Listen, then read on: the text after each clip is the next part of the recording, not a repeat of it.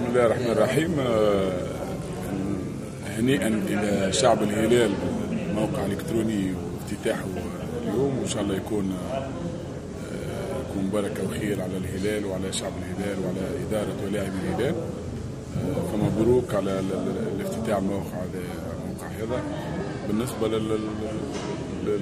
للمعسكر، المعسكر من يوم ما وصلنا لتونس كان تقريبا معنا كل الامور كانت مرتبه، كله تمام، اللعيبه كلها كويسه.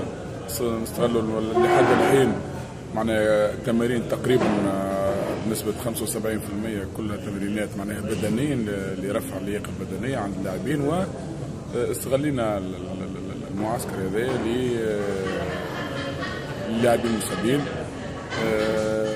للفحوصات، والحمد لله حتى الحين ما عدا محمد عبد الرحمن اللي معناها ان شاء الله ربي يشفيه ويرجع لنا في اقرب وقت.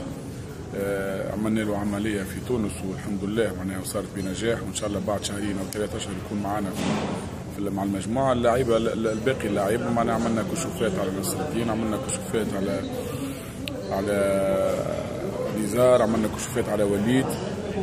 ان شاء الله بكره زاد كيف على بويا، نشوف طاقه التحمل تاعو بالاله معناها بامور علميه، والحمد لله معناها الامور الكل معناها كويسه. الجو بين اللاعبين ولا كويس الحمد لله. ان شاء الله معناها نكملوا ربي يستكمل على هذه الدرجه من التركيز وعلى هذه الدرجه من الاجواء بين اللاعبين وبين الاداريين والاطار الفني، وان شاء الله نكمل الاسبوع هذا معناها في رفع معدل اللياقه البدنيه، ثم نبدا ندخل في الامور التكتيكيه.